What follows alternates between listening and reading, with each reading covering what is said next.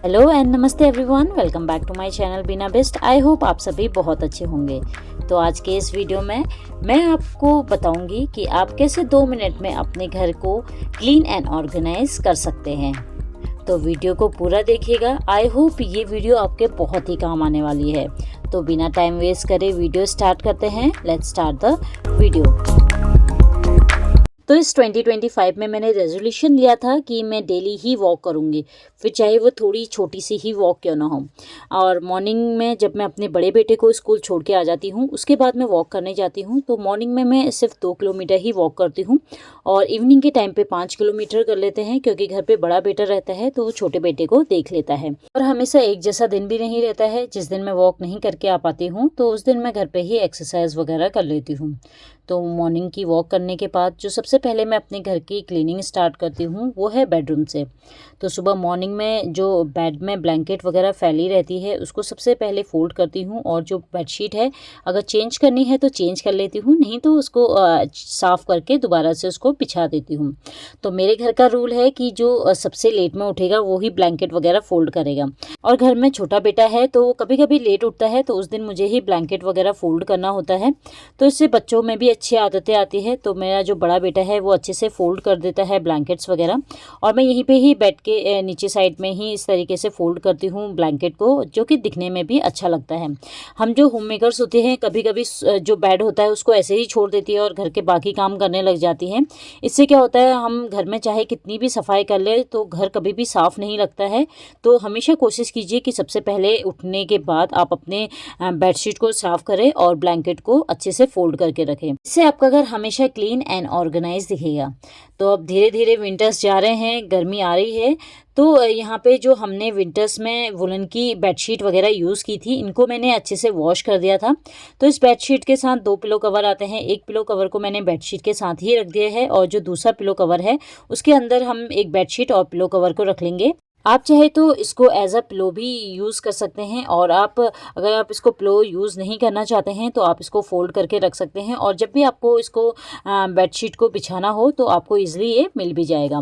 तो घर का जो वॉश बेसिन वाला एरिया रहता है, सामने जो मिरर रहता है, इसमें काफ़ी पानी के निशान वगैरह रह जाते हैं। और जो ये वॉश बेसिन रहता है इसमें भी निशान वगैरह रहते हैं, क्योंकि घर के पूरे फैमिली मेम्बर इसको यूज़ कर रहे होते हैं। सुबह से शाम तक ये ख़राब ही हो जाता है। एंड मॉर्निंग के टाइम पर जब बच्चे ब्रश वगैरह करते हैं तो कोलगेट निशान वगैरह इसमें रह जाते हैं। तो इनको क्लीन करने के लिए यहाँ पे मैं यूज़ करती हूँ डिटॉल हैंड वॉश का और एक स्पॉन्ज की हेल्प से मैंने मिरर को अच्छे से रब कर लिया था और साफ़ पानी से अच्छे से इसको क्लीन कर दिया, जिससे कि जो मिरर है वो बहुत अच्छे से साफ़ हो जाता है। सेम इसी तरीके से जो वॉश बेसन है इसको भी मैंने डिटॉल हैंड वॉश से साफ़ कर दिया। जो यहाँ पे नल है इसके सामने वाली वॉल है, ये डिटॉल हैंड वॉश है, इनको भी मैंने अच्छे से क्लीन कर दिया। और इन सबको क्लीन करने में मेरा मुश्किल से 2 मिनट से भी कम का समय लगा। और अगर आप इसको डेली ही साफ़ करते हैं तो आपको यहाँ पे ज़्यादा मेहनत करने की ज़रूरत भी नहीं पड़ती है।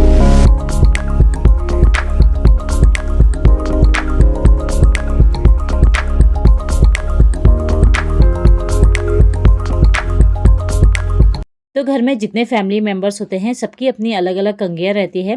तो कंघी यूज़ करते करते इसमें काफ़ी गंदगी वगैरह भी फंस जाती है, क्योंकि सर पे हम ऑयल वगैरह यूज़ करते हैं। तो जब कंघी करते हैं ऑयल कंघी में लग जाता है, तो इससे जल्दी से जो गंदगी है वो इसमें फंस जाती है। या किसी के सर पे डैंड्रफ वगैरह रहता है वो भी इस कंघियों में रहता है। तो आप हमेशा कोशिश कीजिए कि 10 से 15 दिन में इन कंघियों को ज़रूर वॉश करें। तो इसे वॉश करने के लिए यहाँ पे मैंने जो गर्म गुनगुना पानी है वो लिया है, उसमें शैम्पू ऐड किया है। आप चाहे तो जो डिटर्जेंट लिक्विड रहता है उसका यूज़ कर सकते हैं, और एक ब्रश की हेल्प से कंघियों में इस तरीके से आपने क्लीन करना है।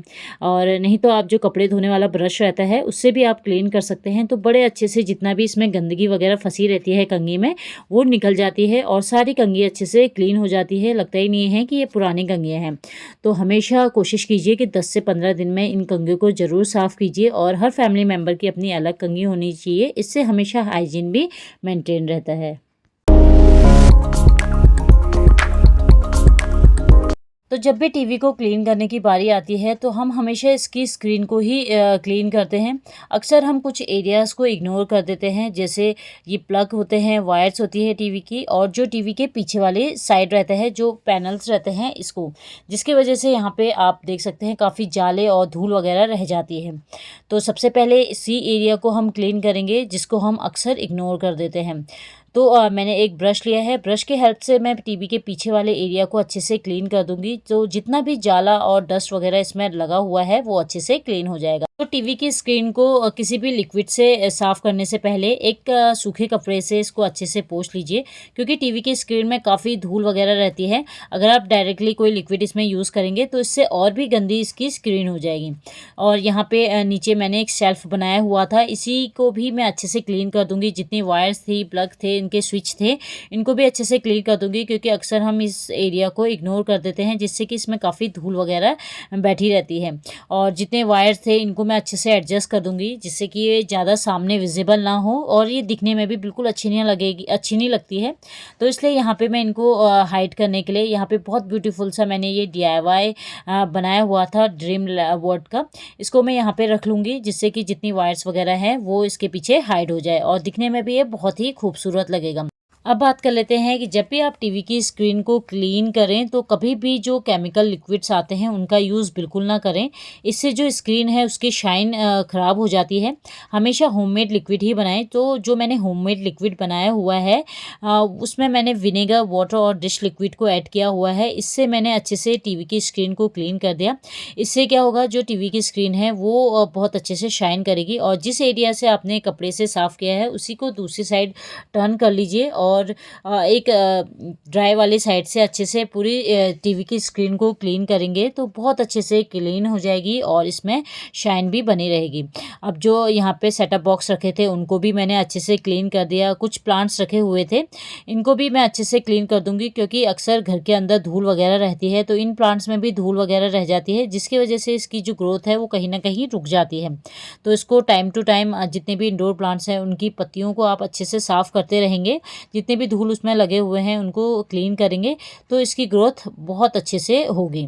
इसको भी मैंने यहाँ पे रख दिया है। तो कुछ इस तरीके से मैंने अपने टीवी वाले एरिया को डेकोरेट किया हुआ है।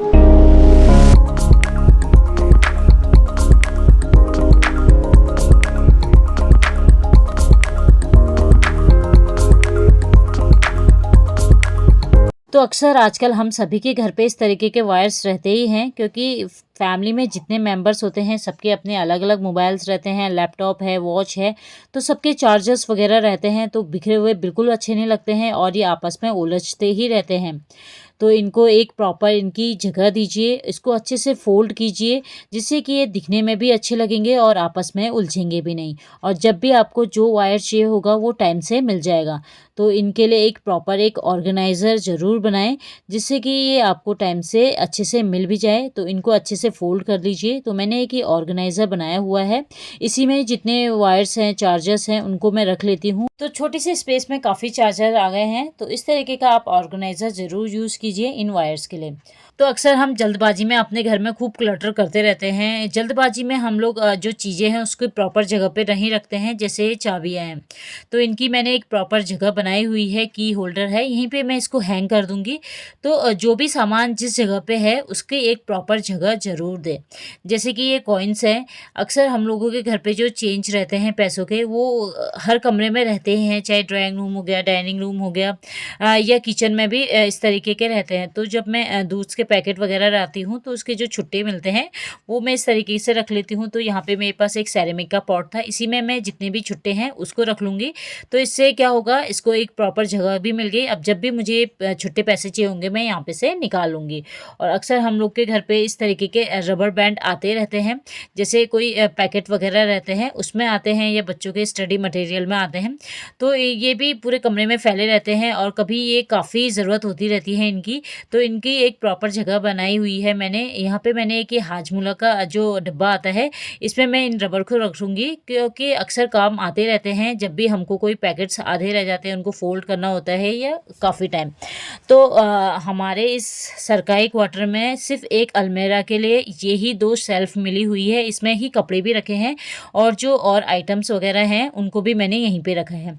तो मैंने एक ऑर्गेनाइज़र में कुछ ये सामान रखे हुए हैं अपने डेली के यूज़ के लिए। तो अक्सर क्या होता है, हम जल्दबाजी में एक ही ऑर्गेनाइज़र में सारी चीज़ें भरते रहते हैं। तो इसको भी टाइम टू टाइम अच्छे से ऑर्गेनाइज़ करें, उसको क्लीन करें। तो यहाँ पे जो ये ऑर्गेनाइज़र बनाया हुआ था इसको मैंने अच्छे से क्लीन कर दिया। तो इसमें जो डेली के हमारे हमको यूज़ होते हैं, जैसे ये ऑयल है, पाउडर है या परफ्यूम वगैरह है, जो भी हमको डेली का चाहिए होता है वो मैंने एक साइड में रखा हुआ है। तो बीच में एक डिवाइडर बना दिया है मैंने। तो जैसे सामने की साइड में परफ्यूम है, ऑयल है और पाउडर और मॉइस्चराइज़र है, उनको मैंने रखा हुआ है, और पीछे के साइड जो डेली नहीं चाहिए होता है। तो इतनी सारी चीज़ें एक ही में इस ऑर्गेनाइज़र में मैंने भर दी थी, क्योंकि जल्दबाजी में हम लोग अक्सर इस तरीके से रख ही देते हैं। तो यहाँ पे कुछ नेल पेंट्स थे, इसके लिए भी मैंने एक प्रॉपर ऑर्गेनाइज़र बनाया हुआ था, और यहाँ पे कुछ डिवाइडर बनाया हुआ है जिससे कि ये आपस में उलझे ना। तो इस तरीके से मैंने इनको भी अच्छे से रख लिया है, नेल पॉलिश को। तो हर चीज़ की आप एक प्रॉपर जगह ज़रूर दें आपके घर पे जो भी सामान है। और डेली में जो मैं लिपस्टिक और काजल यूज़ करती हूँ, इसको मैंने एक कप में रखा हुआ है जिससे कि ये और सामानों के साथ उलझे ना। और हमेशा आप अपने घर पे जो दवाइयों का डब्बा है एक अलग से ज़रूर बना के रखें, जिसमें कि आपको सारी दवाई एक जगह पे मिल जाए। अक्सर हम लोग सामानों को या दवाइयों को इधर-उधर रख देते हैं, और जब ज़रूरत होती है अक्सर उस समय वो मिलते ही नहीं हैं। तो हमेशा कोशिश कीजिए कि जब जो भी आपके घर पे दवाई है उसका एक प्रॉपर डब्बा ज़रूर बना के रखें, और जिससे कि जब भी आपको कोई दवाई चाहिए वो आपको ईज़िली मिल जाए। तो इस तरीके का मैंने एक बॉक्स बनाया हुआ है जिसमें सारी जो दवाइयाँ हैं या क्रीम्स वगैरह हैं वो सब मैंने इसी में रखा हुआ है।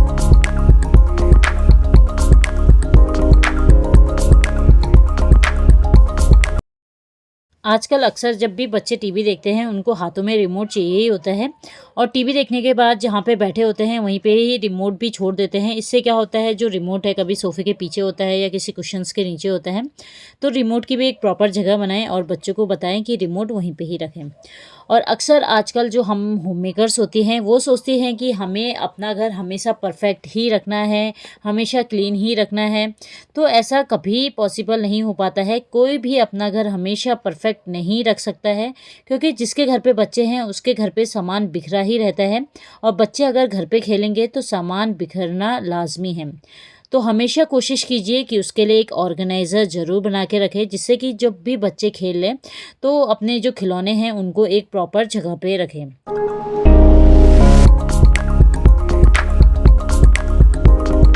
और हमेशा हमें इस बात का ध्यान रखना चाहिए कि हमारा घर हमेशा हर time perfect and neat and clean नहीं रह सकता। तो जितनी जल्दी हो सके इन चीज़ों को एक्सेप्ट कर लीजिए कि हमारा घर हर समय परफेक्ट नहीं रह सकता। तो इससे आपका जो स्ट्रेस लेवल है वो हमेशा कम रहेगा। और हम जो होममेकर्स होती हैं वो हमेशा घर में हर चीज़ को इतना परफेक्टली रखती हैं, नीट एंड क्लीन, या हर चीज़ एक प्रॉपर जगह में होनी चाहिए। तो इससे हम कुछ दिनों बाद अपनी फैमिली मेंबर्स से भी एक्सपेक्ट करते हैं कि वो भी उस चीज़ को उसी जगह पे रखे, वैसे ही घर को नीट एंड क्लीन रखे। तो ऐसा पॉसिबल नहीं हो पाता है, क्योंकि घर के जितने फैमिली मेंबर्स होते हैं सब अलग होते हैं, सबका हर चीज़ को रखने का तरीका, रहने का तरीका अलग होता है। तो इस चीज़ों को सोच सोच के स्ट्रेस बिल्कुल ना रहे, और कभी भी ज़्यादा चिक चिक ना करे। जो जितना लेवल आपका है, जितना आपसे हो सके तो आप उतना ही काम करें, इतना कभी ओवर ना करें कि आपका जो स्ट्रेस लेवल है वो बढ़ सके। और हम हमेशा कोशिश कर सकते हैं कि घर को हमेशा साफ़ सुथरा रखें, ज़्यादा मैसी ना रखें। तो जैसे बच्चे खेल लें तो बच्चों को बोले कि उनके जो टॉयज़ हैं उनको प्रॉपर जगह पे रखें, या बच्चों के सामने हमेशा क्लीन करें अपने घर को। इससे क्या होगा, जो आपके फैमिली मेम्बर्स हैं या बच्चे हैं उनके अंदर भी धीरे धीरे वो आदतें आने लग जाती हैं कि आपने किस तरीके से अपने घर को रखा है। तो कभी भी आपका घर ज़्यादा मैसी रहेगा तो बच्चे खुद ही उनको अच्छे से उनकी प्रॉपर जगह पे रख देंगे। तो आपके घर पे जब भी कोई गेस्ट आएगा तो आपको हड़बड़ी में सामान को समेटना नहीं पड़ेगा, और आपका घर हमेशा नीट एंड क्लीन रहेगा। अक्सर विंटर्स हो गए चाहे समर हो गए, इस तरीके के जो सॉक्स होते हैं वो अगर एक पेयर गुम हो जाता है तो ख़राब हो जाते हैं। तो ये गुम ना हो तो आपने क्या करना है, एक सॉक्स को दूसरे सॉक्स के ऊपर लेना है, और इस तरीके से रोल करते हुए पीछे वाले सॉक्स को दोनों सॉक्स को एक दूसरे के अंदर इन कर लेना है। इससे जो आपके सॉक्स हैं वो गुम भी नहीं होंगे और प्रॉपरली एक जगह पे मिल जाएंगे। तो विंटर्स में हो गए चाहे समर्स में हो गए, काफ़ी सॉक्स हो जाते हैं पूरे फैमिली मेम्बर्स के। तो इनके लिए आप एक प्रॉपर ऑर्गेनाइज़र ज़रूर बना के रखें। तो मैंने एक DIY ऑर्गेनाइज़र बनाया था, इसी के अंदर मैं सारे सॉक्स को रख लेती हूँ। तो अगर मैं अपने छोटे वाले बेटे से भी सॉक्स मांगती हूँ तो इसमें से लाके वो दे देता है, या रखना होता है तो इसी में रख लेता है। तो इसके लिए एक प्रॉपर जगह भी बन गई और दिखने में भी ये अच्छा लगेगा। तो इस तरीके से आप ऑर्गेनाइज़र बना सकते हैं छोटी छोटी चीज़ों को रखने के लिए, और ये बिल्कुल भी मैसी नहीं लगेगा, और जो सॉक्स आपको चाहिए है वही सॉक्स आप उसमें से निकाल सकते हैं। तो हर चीज़ के लिए एक ऑर्गेनाइज़र ज़रूर बनाएं। और अक्सर जब भी हम घर पे क्लीनिंग करते हैं तो एक बार अपने घर में अच्छे से देख लें कि कितने कपड़े हैं या कौन सी चीज़ें वॉश करनी है, उसको तुरंत वॉश करके रखें। कभी भी मतलब इतना क्लटर ना बनाएं अपने घर में, या कपड़े इतने ना बनाएं 2-3 दिन के कि आपको वॉशिंग मशीन में एक साथ उसको डालना पड़े। तो अक्सर जब वॉशिंग मशीन में हम ज़्यादा कपड़े डाल देते हैं, जो कपड़े हैं वो अच्छे से वॉश भी नहीं होते हैं। और अगर आप थोड़ा थोड़ा करके उनको टाइम टू टाइम वॉश करते रहें, हर दिन के जो भी गंदे कपड़े होते हैं उसको डेली वॉश करें। इससे जो आपका डिटर्जेंट लिक्विड है या पाउडर है वो ज़्यादा भी नहीं लगता है, और जो कपड़े हैं वो ईज़िली वॉश हो जाते हैं।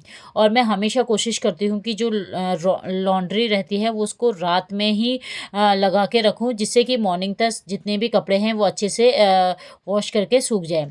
और जब भी हम कपड़े वो सुखाने के लिए बाहर रखते हैं, उसके बाद जब कपड़े लेके आते हैं तो उसका एक काफ़ी डंप हो जाता है, और हम इसी समय अगर आलस करने लग जाएं तो ये कपड़े ना शाम तक पड़े रहते हैं, रात तक या दूसरे दिन तक भी पड़े रहते हैं। हम सोचते हैं बाप रे इतने कपड़ों को कब फोल्ड करेंगे। तो जैसे आप कपड़े बाहर से लाए तुरंत उसको फोल्ड करें।